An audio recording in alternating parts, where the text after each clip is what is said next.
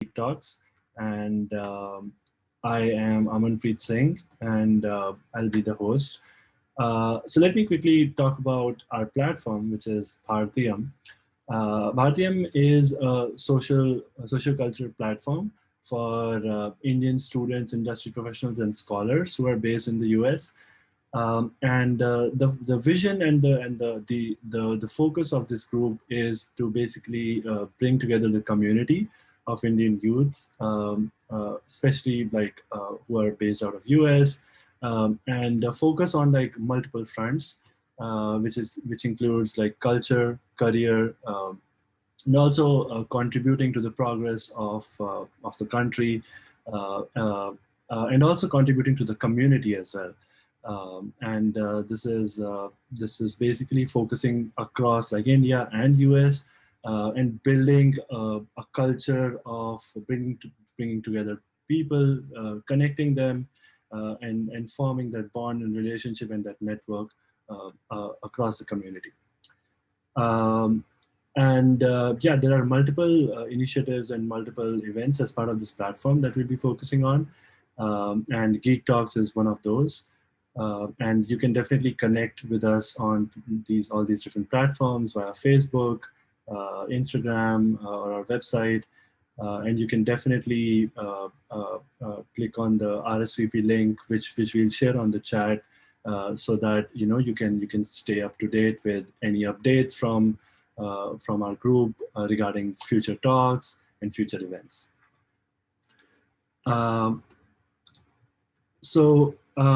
Yeah, let me quickly go over what Geek Talks is. And the Geek Talks are basically focused on sharing knowledge. And we firmly believe in that knowledge is like one of the most powerful tools. And sharing knowledge is the best way to grow.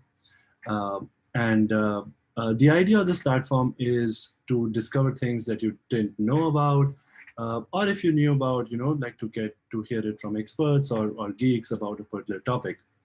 And then the second aspect is discussions, because discussions, like taking learning from a single direction in like one way, is less effective than discussing and then learning.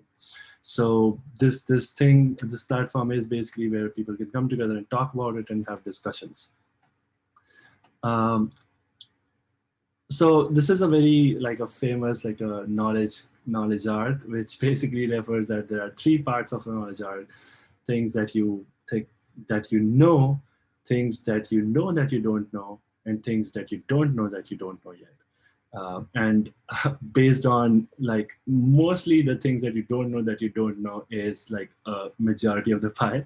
And the idea of this platform is that people who are maybe experts in some domain, or who are passionate about a particular topic, can come and share this pie with the group here, and others can either expand this part, which is basically, yeah, they knew about it, but they didn't, like, they wanted to learn, or many times you didn't even know, hey, this topic existed. So yeah, so the motive of this is to expand on both of those arcs. One important thing that we want to emphasize on this platform is that presenters do not necessarily like need to be experts, and that's the nature of this talks that we want to emphasize on. It's about geekiness. It's about passion. If you like a particular topic and you just enjoy it, you are most welcome to come and share. And this could be ranging from like anything, like how snowflakes are made, and like what are the different types of snowflakes, to any technical topic, to art of unlearning, that is today's topic. So yeah, so it's basically that you're passionate about a topic, and you can just come on this platform and geek about it. So yeah, being said that, I would want to like encourage people to reach out to us. If you want to talk on this platform, reach out to the community and share your knowledge about something. You're most welcome. You can reach out to us on any of the platforms. So with this, I would like to move on to the topic tonight, which is art of unlearning and reinventing yourself. We have Pavi with us who will be presenting today. Um, and I'll quickly go over like a brief introduction about Pavi. I think she'll definitely talk more about her. But Pavi is a product manager at Amazon. She hails from Chennai, and uh, apart from her job, a full-time job as a product manager, she's also a blogger, podcaster, and also is a STEM career and wellness coach. You can connect with her on pavithra.com, and there are like also links to Instagram and other places from the website. She also has links to the podcast there. So with that, I would hand over to Pavi. And also, I would like to quickly note that, yeah, so please keep posting questions that you have on the chat, and I'll ask the questions with the presenter. Oh, Over thanks, to you. Amit. Thanks for the introduction, and thank you, Bharatiyam, for having me here. Super excited for the talk. I see people are joining in. Thanks, guys, for joining in late evening. I'm going to share my screen now and start the presentation. Cool. Yeah, I'm gonna give a great introduction, but just in my own words, like he said, I'm originally from Chennai, India. I am born into a family of engineers. So my dad, my mom, my brother, we're all engineers. I came to the US to pursue my master's in information systems. So I went to Indiana University. So I don't know if there are you folks here. Just wanted to say that. And yeah, like I was saying, I work as a product manager at Amazon. I'm also a STEM career and wellness coach. So I really like to help people find fulfillment in their personal and professional lives. So that's something I'm really passionate about outside of tech and business. I'm passionate about health and wellness and spirituality related things. I love reading. I love nature, like going on walks, hikes. I love yoga and freestyle dancing. And recently, I also started growing plants. So I'm a plant mom and I really love plants and home decor. So just wanted to share a few things about me. Let's jump into the talk. I might probably switch off my videos so it'll be easier. But yeah. So let's do this. Next slide. Okay. So I am someone who is super inspired by stories. So I wanted to start this talk with a short story. So a student approached a Zen master, and the student studied every religion and mastered all the different philosophies. So he asked the master to teach him everything about Zen. And the master did not reply anything, but he put an empty cup on the table and he starts pouring some tea. So soon the teacup is full and the tea starts spilling on the table. So the student yells, "Master, stop, what are you doing? The cup is already full." And the master replies, "Like this cup, your mind is also full. How can I teach you Zen unless you first empty your cup?" So, like the student in the story, you have to start by looking at what's in the cup and how to empty your cup before learning something new. And over time, we start accumulating a lot of knowledge and we become very good at what we do. And we end up not realizing how we do things and why we do things. We don't recall why we are doing what we are doing. So you start living your life kind of, on autopilot.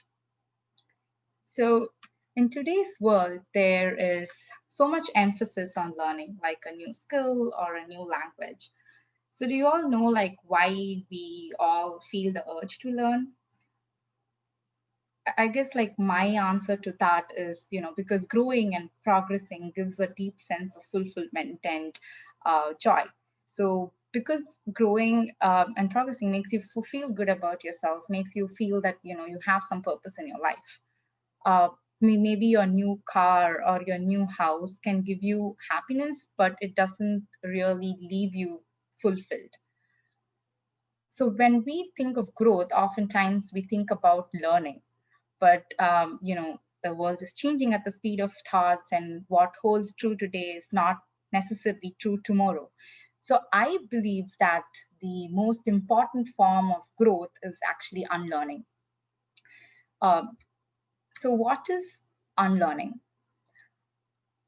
Unlearning is actually the art of letting go of old knowledge, skills, information, or habits in order to make room for new ideas and learning. So, unlearning old beliefs, perceptions, and mental models is important for success and happiness in life. And this is one of my favorite quotes from Suzuki Roshi, who's a Zen monk. And it says that in the beginner's mind, there are many possibilities, but in the expert's mind, there are few. And what it essentially means is since you're constantly unlearning and learning new things, you always have that beginner mind. And if you do that, you are more open to new things and new possibilities. But if you already feel like you're an expert, then the possibilities are few. And I came across this study as I was reading more about unlearning last year. So it was really interesting. I just wanted to share this quick video with you guys. It's a 1 minute video, and then we can talk about it. I think I have to turn on. Hey, it's me, Destin. Welcome back to Smarter. Give me 1 second, because I have to turn on something here. Share the computer. Okay. Let me know if you guys can hear this. Hey, it's me, Destin. Welcome back to Smarter Every Day. You've heard people say it's just like riding a bike, meaning it's really easy and you can't forget how to do it, right? But I did something. I did something that damaged my mind. It happened on the streets of Amsterdam, and I got really scared, honestly. I can't ride a bike like you can anymore. Before I show you the video of what happened, I need to tell you the backstory. Like many 6-year-olds with a MacGyver mullet, I learned how to ride a bike when I was really young. I had learned a life skill and I was really proud of it. Everything changed though when my friend Barney called me 25 years later. Where I work, the welders are geniuses and they like to play jokes on the engineers. He had a challenge for me. He had built a special bicycle and he wanted me to try to ride it. He had only changed one thing. When you turn the handlebar to the left, the wheel goes to the right. When you turn it to the right, the wheel goes to the left. I thought this would be easy, so I hopped on the bike ready to demonstrate how quickly I could conquer this. And here he is, ladies and gentlemen, Mr. Destin Sandlin. First attempt riding the bicycle. All right. So the faster I go, the better. Yeah. I couldn't do it. You can see that I'm laughing, but I'm actually really frustrated. In this moment, I had a really deep revelation. My thinking was in a rut. This bike revealed a very deep truth to me. I had the knowledge of how to operate the bike, but I did not have the understanding. Once you have a rigid way of thinking in your head, sometimes you cannot change that, even if you want to.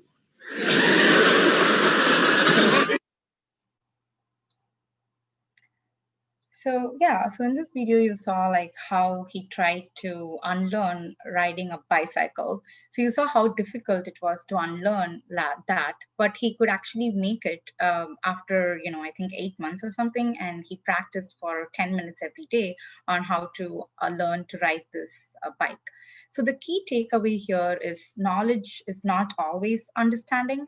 And in the case of doing this bike thing, like we know how to do it, but we don't exactly understand it. So, unlearning is hard to do as you need to change your brain patterns, but practicing unlearning will make it easier and quicker to make the shifts as your brain adapts. And there's also this process called neuroplasticity, which is interesting, but I'm not going to go into the depth of that in this talk. But that's something you can look later. So, the point being is it takes a lot of patience and conscious living to unlearn because you need to make concentrated change, and you are actually suffering and limiting growth due to old beliefs, stereotypes, and mental models.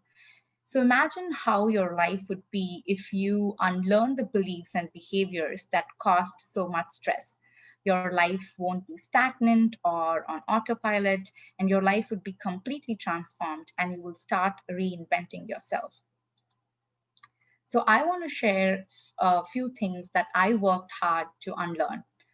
The first one is like seeking validation and feeling insecure to practicing self love and acceptance. So I used to be someone who, gets easily affected when people don't reciprocate the affection that I show to them. And when I send messages and people don't reply immediately, or when my friends don't wish on my birthday, it really affects me. And this is because in some way I'm seeking attention and validation from them. So when your happiness is in someone else's control, you can never be happy. So I started to practice self love and acceptance more consciously. The second one is around from getting upset over mistakes to viewing failure as a learning. So I again used to be someone who apologizes for everything, for every small mistake I make at work. And sometimes I even apologize when I don't make any mistakes so that, I'm being nice and liked by everyone. I'm sure some of you can relate to this. So I, unlearned that and started to view failure as a learning. And from being liked by all, I wanted to be respected for who I am. The third one around feeling angry is we get affected and tend to not enjoy the present sometimes. We tend to cling to our prejudices or judgments or images that we have formed about people. So, for example, the time you see a girl in the party who you think is pretentious or jealous of you, you're not going to enjoy the party because you get caught up in your thoughts. So I learned to let go of all those thoughts in my head. And sometimes I just take a deep breath when that thought crosses my mind. And I just try to enjoy the party and be in the present. So these were a few things that I felt were really important, that really changed my life when I started to unlearn.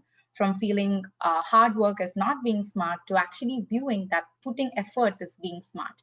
From trying to imitate someone to becoming my authentic self. From breaking bad habits and a stressful life to adopting a more healthy lifestyle.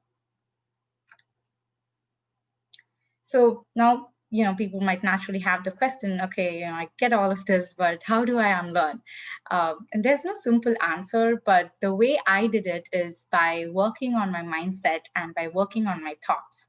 So if you create a powerful and a positive thought in your head, I believe it will manifest into reality. So everything is energy, and your thought is also energy, and it will manifest. So, in order to unlearn something and want something else, you first have to create that in your head before you create that in the world.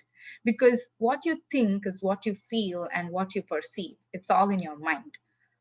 If it's not there in the mind, then it's actually not there in reality also. So, for example, there is no flower in this world if you haven't created that image in your head. So, when your thoughts, your emotions, your energies, and your body are all organized in one direction, whatever you want will manifest.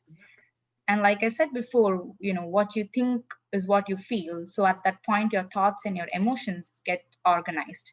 And then your energies in your body will also get organized. So when all four of them act in the same way, your ability to create and manifest is phenomenal. For example, let's say you want to build a house, but you have only $1,000, and you keep saying you cannot build a house. Yes, you will never be able to do it because you already believe that you cannot do it. But say you believe that you can build a house and you have that obsessive passion and you generate constant stream of thoughts, then that thought and energy will naturally force you to take action. So it's not actually magic, but your thoughts just make you to take action naturally. So you have to first find what you want and take committed action. So if I ask you now, can you fly? You might say no. But if I ask you, can you leave this meeting and go for a walk? You might say yes, but please don't leave the meeting. But what I wanted to say is you use your past experiences as a basis to decide whether something is possible or not. So we think that what has not happened until now cannot happen in the future, but we human beings are actually capable of doing things that haven't happened until now. And in fact, what is possible and not possible is not our business, it's actually nature's business. I feel like what we need to do is figure out what we really want and strive for it. And if your thought is created in a powerful way and you let it out, it will manifest. So commit yourself to create what you want and unlearn and relearn. So first explore what you want and have a steady stream of thoughts in that way, and that will manifest into reality. Uh, So Pav- here, yeah, good. Avi, we have a question from Harmeet, who's asking like around how did you like identify your authenticity? Yeah, it's a great question. So I guess it involves a lot of reflection, actually. So when I feel like, okay, so I feel like when I am constantly thinking about something or reading about things from other people, either on Instagram or different forums, it kind of distracts me from who I want to be because I'm constantly looking at information which is influencing me. So where the way I found like how I want to be and why I want to be authentic was when I actually took a step back from all this to and take time only with myself to reflect.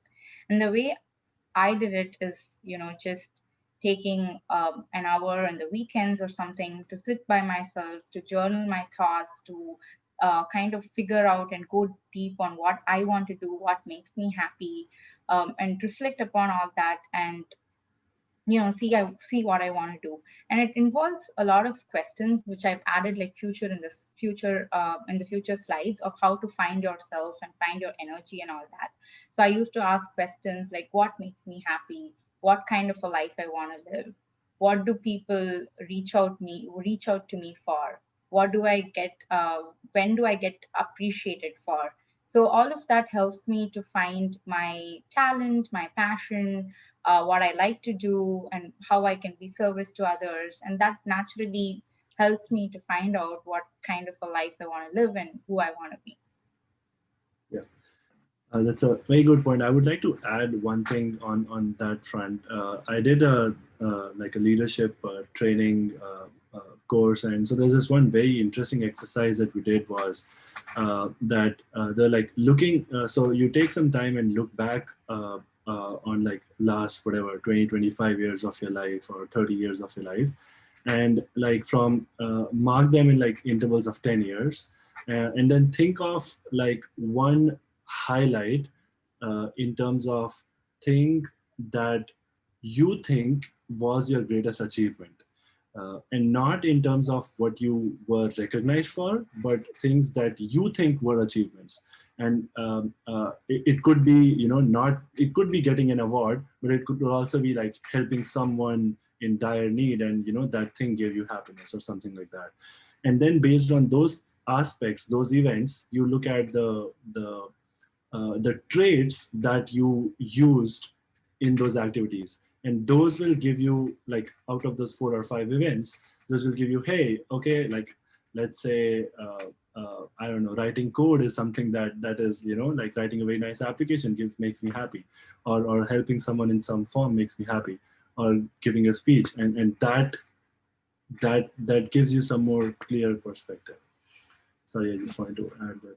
Yeah, that's a great point. I actually have an equation later here on the slides, like how to find yourself and find your authentic self and all that. So I think we could definitely Cool. deep dive on that topic a bit more. Yeah. Cool. So mindset shifts. So I just put together like a few things that I found helpful, like different ways to approach things. So the first and the most important thing is starting to live consciously, being present with all the things that you do, whether it's eating, taking a shower, going on a walk, or talking to someone. Because, like I was saying earlier, we get so busy with our lives that we get into this autopilot mode. So it's important to realize that you're here to experience life, and experiencing life actually means like being conscious. Um, so the other thing that I also wanted to highlight here, which I'm still working on, is from moving to controlling life to let life unfold. And what I mean by that is sometimes we get to, we hear all these things about goals and planning, and we get too much into the weeds of planning that we try to control every aspect of our life. So I think it's important to know that you actually don't know where you will go with your life. So you have to kind of open your heart and be okay with uncertainty. So surrendering to life, I think, is an important attitude to develop, because that will make you do your best in any circumstance, even though you're not, even though you're in a place that you never imagined of experiencing at the first place. And the other thing that I'm still working on is also the instant gratification to long-term gain. So, sometimes we might have that urge to indulge in a high-calorie treat, and instead of a snack that will contribute to good health, and the desire to hit snooze instead of wanting to exercise in the morning. So these are things I think we need to work on in order to reinvent ourselves. And the other interesting thing is also moving towards service. So even if you're having a business for profit, only if you do it with an intention of providing service to others, your business will flourish. If you're doing your business just to make money, your customers might not be happy with the service, and soon your business will close down. So I think for anything to flourish, it has to be of service to others. And the other interesting things here are from being distracted to disciplined, and looking for pleasure to looking for meaning. And so in this slide, I put together a few quarantine wins. And I wanted to talk about how this quarantine changed a lot of things for me. So I started to adopt a more healthy and a balanced way of living. And I tried to be as consistent as possible with my habits. 2020 has actually been the year of self discovery, transformation, and deep rooted growth for me. It all started with me wanting to be more than a product manager at Amazon. So I did not want to die, just experiencing being a product manager. So that realization hit me hard, because until then, work was everything for me, and it was the most important thing in my life. So that's when I kind of started that search for fulfillment. And what that came down to is going deeper with myself in search of the person who I want to be, and then actually taking actions and becoming the person I want to be. It meant going deeper with myself and knowing, and I knew that I wanted to live my life to the fullest potential, and experience different things, such as being a speaker, being an author, experiencing art like painting, dancing, and so on. And what does all of this mean? It just means that you're stepping into the unknown. It means you are okay to take risk. And risk is always not a financial risk. It also means that you're willing to put your life where there is a lot of uncertainty. Like I said earlier, you will never know where you will go with your life. So, you cannot exactly tell where you will be 20 years from now. So I feel that I was willing to step into the unknown, to try new things outside of my comfort zone, like things I've never done before, which is going on camera on Instagram, or doing reels on Instagram, or even speaking in front of hundreds of people. And I had to unlearn things, unlearn that habit of eating junk food, of drinking whole milk, for example, which I've been drinking for 25 years in my life, because I switched to a more gluten-free and dairy-free diet for different reasons. So what all of this essentially means is it's all about growth. And that feeling of seeing your own growth and reinventing yourself is what really makes you feel fulfilled. In the next couple of slides, I'm going to show you how I did all of these things and go over a framework. And I think you guys can also explore this framework to reinvent yourself. So the framework I used is finding you, finding community, and finding energy. So let's deep dive into these topics. So the first one, finding you. So this is actually one of the questions I think Harmeet was asking earlier, so I hope this helps. So unlearning and reinventing yourself actually starts with you. And most of us don't go deep enough because our mind is always in a thinking mode. We think about our little world, our job, our family, our problems. So stepping out of that narrow circle almost seems impossible because we are stuck with comparison and influences from everything around us. So oftentimes we try to imitate someone without even knowing. We accept certain standards in this world, but in order to find who you are, the mind has to be free. And only when you start practicing conscious living and when you're aware of your thoughts, you will get clarity about your life. And how do I do this? And I cannot think of any better answer than meditation. The proven and the best way to get this right is through practicing at least 10 minutes of meditation every day. And that will help you to start being present throughout the day. So I started my self discovery journey by asking three questions. These three questions that I've put here. What kind of a life do I want to live? What kind of a person do I want to become? And what is my purpose? And this is one of the equation that I came across in this book, Think Like a Monk by Jay Shetty. And it's actually very simple to understand. This concept is from ancient scriptures, but I found this equation, more easier to understand this concept. So your passion, is whatever you're passionate about, and then the skill is the skill that you have, and the usefulness is actually the service piece. So, for example, say you're passionate about modeling, but you need to think whether that has meaning or usefulness, and what impact will it have? How will it be of service to other? Will it empower anyone? Because sometimes, even though you have the passion and the skill, if there is no impact to it or if there is no service, then you might not feel good about it. So it takes time to realize it, but I think when you find your passion and the skill that you're working towards and invest your life in that which should be of service, then I think you would be able to identify what your purpose is. And I think you also cannot lock all these answers in a day or two. So you have to constantly revisit them, think about it. And as you're living life more consciously, you can observe certain things like, you can observe and think about what gives you fulfillment, what are you naturally good at, what do people appreciate you for. You can think about what do you care about the most. And when you observe these things closely and see what brings changes in your energies, that will help you find your answers.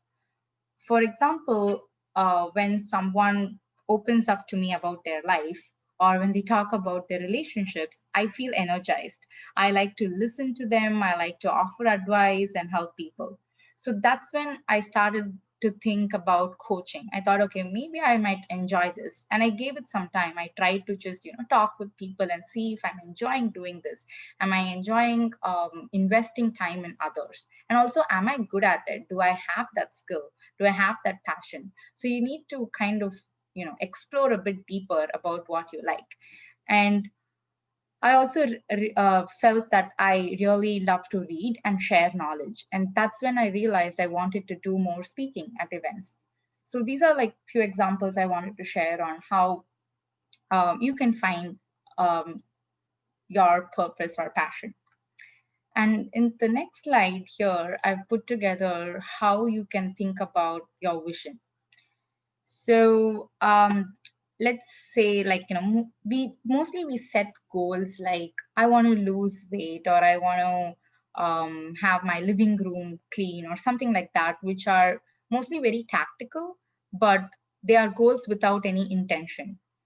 So you have to set your vision that aligns with your identity and with your value. And which is why I put together this IVI vision, which is identity, value, and intention. So you cannot really trust motivation all the time when you set goals, because one day you might feel motivated, but the other day you might not feel that you want to do it. So I think having this IVI vision is huge. It's more than a goal. And that will help you to constantly work towards what you want to do. So, as you can see in the slide, I have two examples here of how to put your vision statement. So you can do this exercise of thinking about a value, and where you got that value from, and is it true to you? And from that, you can identify and put together a vision statement in different aspects. So I want to be healthy so that I can have more energy and live to my fullest potential. So this is, more like a vision statement, because you're saying that you want to be healthy and you're saying why you want to be healthy. And you also know that this is true to yourself because your father or mother or who or wherever you learned this from, you know that it is authentic to yourself, and you by yourself wanted to be this person. So in this way, even though you miss, say, 2 days of workout or you eat junk food for 1 week, you don't get easily distracted, because you know that this is your vision, this is true to you, and this is who you want to be. So you will naturally get back on track even though you miss, a week or so.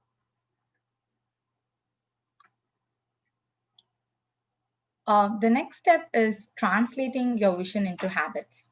So once you have your vision, say, you had your vision on health and organization, now you can think about how to translate that into habits. And you actually need a lot of perseverance and discipline to make your vision come true. And like I said, some of the things that we discussed earlier about moving from instant gratification to long term gain, and from being distracted and changing on a whim to being disciplined, is all really important to achieve what you want to do. And you can also think about your habits and vision in different aspects, like spiritual, health, and different areas of life, like spiritual, health, financial, personal, and so on. And you can break them into like habits based on what your vision is. And this is one of my favorite quotes from former President of India, Abdul Kalam. So Dr. APJ Abdul Kalam: "You cannot change your future, but you can change your habits, and surely your habits will change your future." So any questions so far? I've been talking for a long time. Just wanted to check. Uh, no, so I think we have some questions around like the references and the books, so which I think you can share afterwards. Okay, cool. So once I just wanted to also put some tips on how to stay focused on your habits. And I enjoyed reading this book, Atomic Habits. It's a great book if you want to break bad habits and start with good habits. So some things that really work for me is having a morning and an evening routine, and to set up a time and a location for all the habits that I wanted to do. And sometimes initially I used to put it in my calendar, but once it becomes natural, I just, don't put it in my calendar anymore.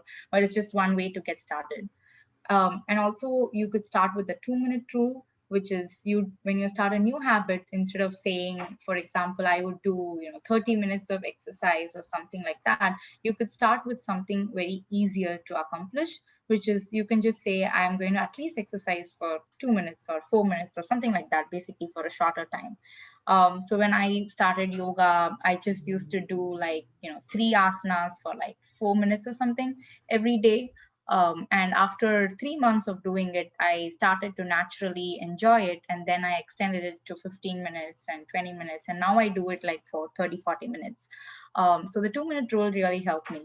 And even now, sometimes if I'm, really hectic, busy with work, have a early meeting or something, I still just do it at least for 2 minutes so that I don't miss, that habit. And also the other rule is never miss twice in a row. So this is also helpful, just so if you miss 2 times, it's more, you might miss it more times and lose track of your habit. And the other exercise that I did is visualizing what my next day would look like. So when I go to sleep, I would think about how the next day would look like. If it's really hard, I would I would think about, okay, if I get up at 6 a.m. and do all these things, my day would be really great. So having that kind of a vision in my head really motivates me to wake up the next day, not hit the snooze alarm, and and all of those things. So just wanted to share that tip as well. And also I use a habit tracker. It's called the Clear Fox Journal, but there are also a lot of other habit tracker out there. In fact, I think James Clear itself has a habit tracker. which you can buy. So I really like to track my habits, just to see, at the end of the week, how did that week go. It's something that I like to look at and say, okay, this week went well, and these are a few things I need to work on next week. So that constant feedback on where you are at and how you're doing really helps you to keep doing what you're doing. And these are two of my favorite quotes that I keep saying to myself every day, because I'm still not perfect at the things I do, like, yoga or whatever it is. I'm not perfect, but I just say that progress is greater than perfection, and discipline is greater than motivation.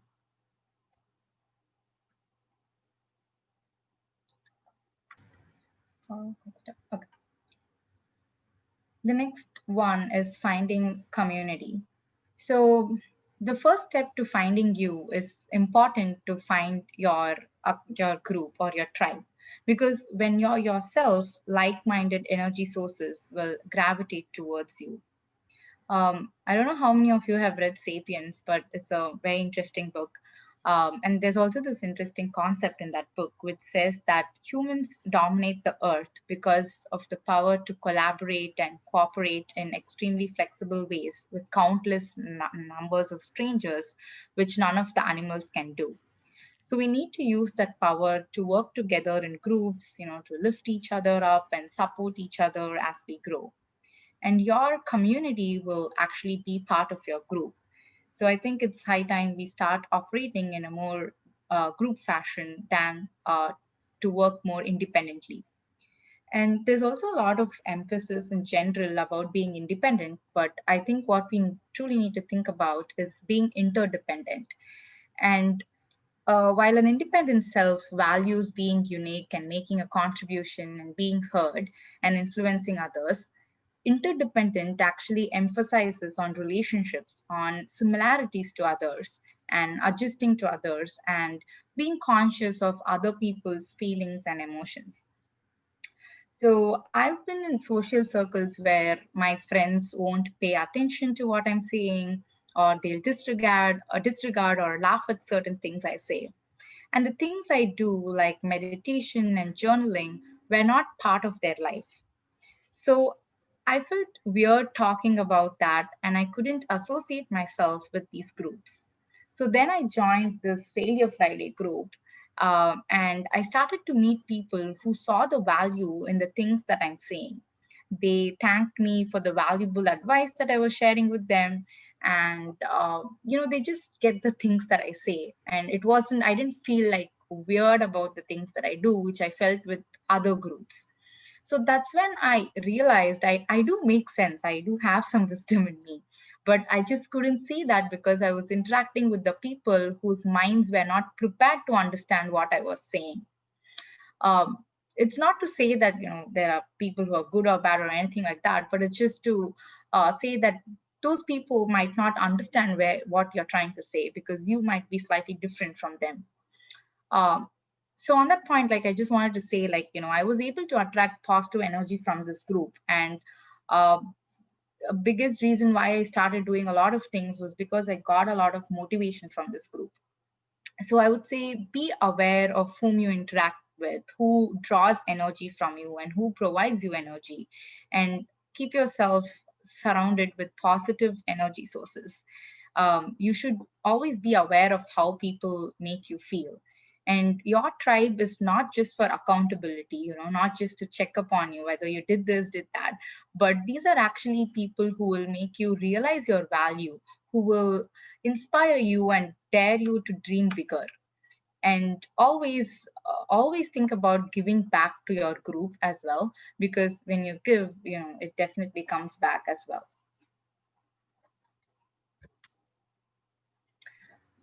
The last framework, the last piece of the framework is finding energy. So this is actually an interesting concept, I think. A lot of people usually ask me, like, how do you manage your time effectively and juggle between different things? And my answer to them is usually like, it's not about time management, but it's actually about energy management. And these are 5 energy modes um, that exist. So one is with your spiritual energy. And the second is with your, okay, let me explain what it means. So spiritual energy is when you feel like being in, like praying, or when you feel like being with nature, or just being quiet, um, or when you're in your dream state. And then the second is when you think, or when you're in vision building state, or ideating, or reading. And then your emotional energy is when you're reflecting, or when you're having some creative expression, or you're basically like feeling something really deep. And the next one, which is connecting with your physical energy, is when you're exercising, or when you're eating, or cleaning, or sleeping. And then the last one is when you're actually like socializing, or having heartful conversations with people around you. So now that you've understood what these five energy modes are, it's important to ask yourself these three questions. On what times of the day do you naturally feel in tune with these energies? So, for example, I feel like I like to do yoga, or excuse me, uh, or be quiet, or pray, or whatever, in the morning when I wake up, than in the evening. And when I want to talk with friends or hang out, it's easier for me to do that in the evenings than in the afternoons. And so just thinking about, like, these different activities which you do, like whether you're working on a project, whether you're reading, or you're exercising, like if you think about when do you naturally feel in tune with that energy, that really helps you to be more active and get things done quickly. So you can also think about redesigning your daily flow to honor these energies. And you can do a quick exercise to see what your existing habits are and how you want to change them to adapt your energies. For Uh, example, yeah, good. so yeah, I have a question. Like, so in terms of like trying new things or doing something that would require like it's a new territory. There's that unknown. What do you think? Is that like more of like an emotional energy, or like like a mental energy, or how do you see that aspect? When you're thinking something, like I think, oh, oops, I was going back. So for me, like if I have to think on something, like get more creative or do some side project, then I do it usually like 10 to 12 is kind of my peak energy, where I can do those kind of ideation projects. And early in the morning is when I can do my exercises, because in the evening I feel like I'm more burnt out after work. So I think you were talking about like new ideas, right? Working on new projects and stuff. Yeah, and also like sometimes when you're trying to like acquire like a new habit or something like that, it takes more emotional commitment than like other aspects. So uh, yeah, it's a mix of like trying something new, ideation, or it could be like that threshold that you need to pass in terms of emotional energy maybe. Mm-hmm. Yep. Like the emotional one is a bit tricky. Like for me, what I meant by that is sometimes if I want to have a more deeper conversation with someone, like either with your partner or with your parents or something, I need to be in a state to have that, and that cannot be on weekdays for me. Uh, that's just me, because Sure. I am so my head will always be at work, and I cannot have like a serious conversation with my mom about anything.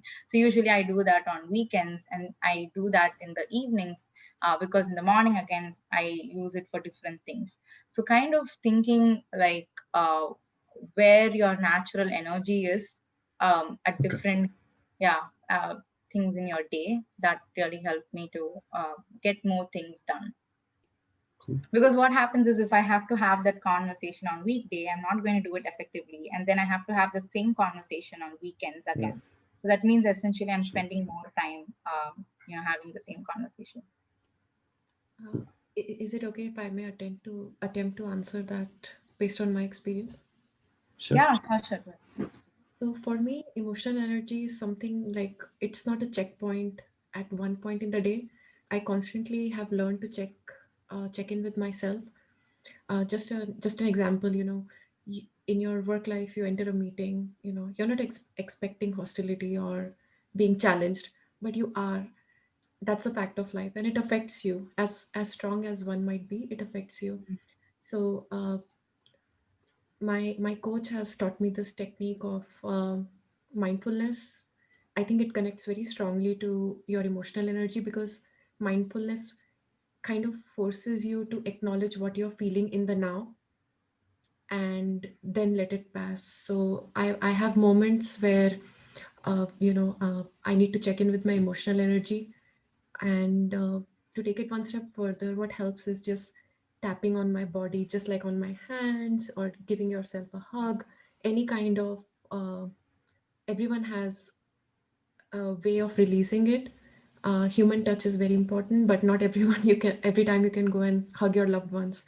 Just tapping on your body, releasing those hormones, going back to the acknowledgement that this is now, but this does not define me, and that Mhm. has really helped me with emotional energy. Yeah, that's a great point. For me, it's also about like breathing. Like sometimes when I feel that I take like a deep breath or just close my eyes, focus on my breath like for a minute or something like that, and that also really helps me. Thanks. Cool. I think we're nearing the end of the workshop. So I just wanted to finally say that there are no shortcuts. You must work for it. And this is like kind of the secret formula I came up with for the path of fulfillment and reinventing yourself. It's about obsessive passion, relentless effort, and constant growth, like, where you are and where you want to be, constantly reflecting on it and growing, and then taking risk. And what I mean by taking risk is actually not like financial risks or anything, but more around like being okay with uncertainty, being okay to step into the unknown, because we don't always know what would happen. So, with that Wait, said, wait, there are no yeah. shortcuts? That's what I was hoping for. Damn it. That's the truth.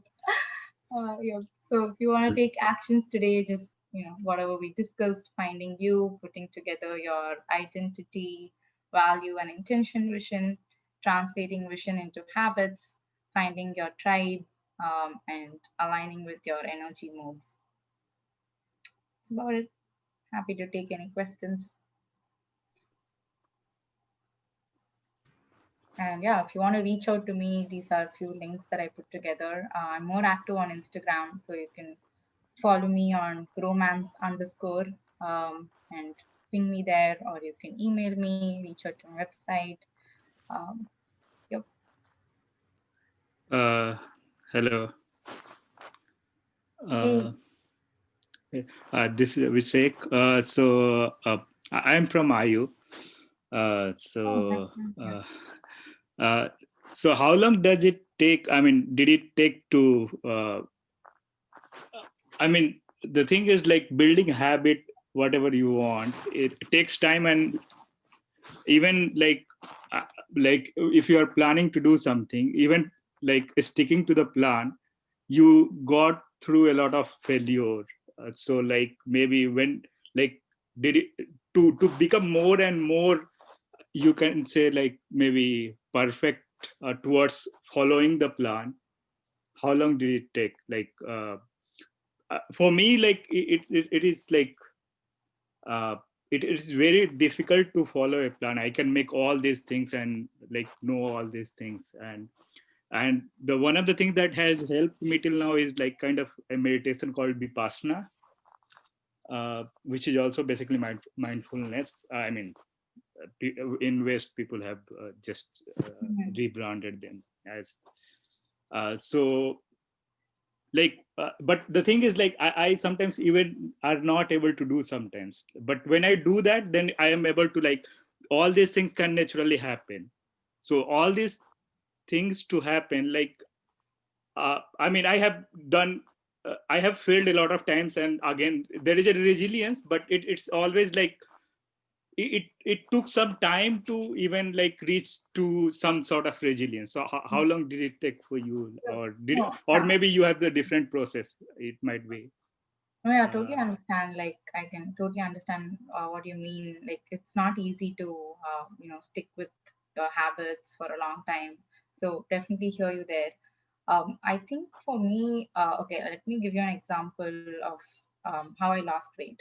So I used, like, for the last 2 years, I've done so many things. I've been on different crash diets. I've gone for HIIT workouts.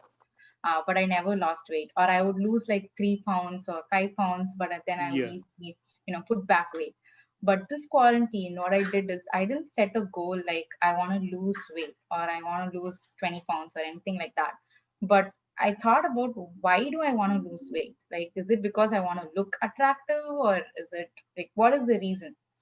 And then I asked why. So my first thing was, I want to be healthy. I asked, okay, why do I want to be healthy? And then I said, okay, I want to have more energy, and I can have more energy only when I'm healthy. And then I asked, okay, why do I want to have more energy? It's because I want to do more things. I just don't want to do only my work at Amazon. I want to do a lot of different things. So I need to be healthy. And so I asked again, like, why do I want to do more things? Um, because that gives me that feeling of, okay, there is some purpose in my life, something that I'm chasing towards. So it came down, so basically where I'm going at is, you ask a lot of whys and try to understand the deepest intention of why you're doing what you're doing. So at that point, so now for me, like, health has become very important, because I want to be energetic, I want to be productive, I want to do a lot of different things. So I can do that only if I'm fit, only if I eat healthy food that gives me energy to do things, rest of the day. Because if I know, if I eat biryani, I'm just going to sleep after I have it. I cannot sit and record my podcast, or I cannot do anything after I eat biryani. So that just makes me feel, okay, I shouldn't eat biryani now, because I have to do these different things.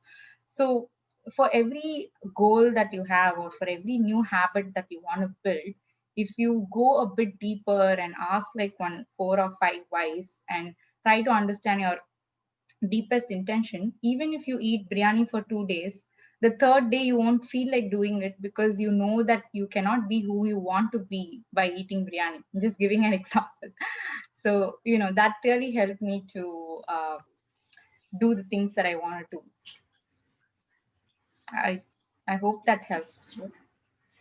That's it. It's a deeper problem, but yeah, thanks.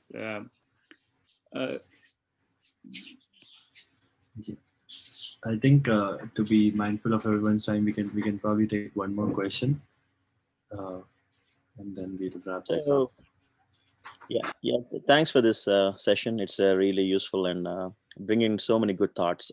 Thanks, Pavi, and Yeah. everyone. So I got a quick question. Hope you never reach this, and never nobody asked you this question, but did you ever feel that there was no spontaneity anymore? Like everything has to be under rules. Like I don't know if I asked right, but it's like you're in a routine all day long, and you have times for different things. But like out of the blue, something happens, and you have to deal with it. I mean, like people who go to gym every day feel odd that they didn't go for a couple of days for the exact time that they were going. So did you come to the point where like, hey, this kind of looks more routinish than it can be? It need not be that, because you're always finding new things and it's more exciting. But was there something that you felt that down the lane, or how did you overcome that? Yeah, it's actually a great question. So I think that's when I spoke about this topic of not trying to have everything planned, but letting life also unfold. And what I meant by that is, so I don't get into the weeds of planning like everything. For example, I don't plan um, like, what to say, I'm just thinking of some examples to give so it's easier. So what I'm saying is, I don't plan like where I want to be 5 years from now. So I don't plan, okay, this year I want to get promoted to L6, to senior product manager. Next year I want to be a manager. Next year I want to do this. So I don't usually do that vision board 5 year 10-year plan, because I want to see what life has to offer and go with that flow also. But in terms of certain other things like, health or mindfulness, those are things I think I like to incorporate those habits. So it's part of my life and I take it wherever I go. So yoga, no matter how busy I am, for example, if I become a mom or whatever, I just want to take yoga with me wherever I go and whoever I am. So there are certain things like that which form into habits, and there are certain things which I don't plan and try to get deeper answers within myself on whether I enjoy doing this.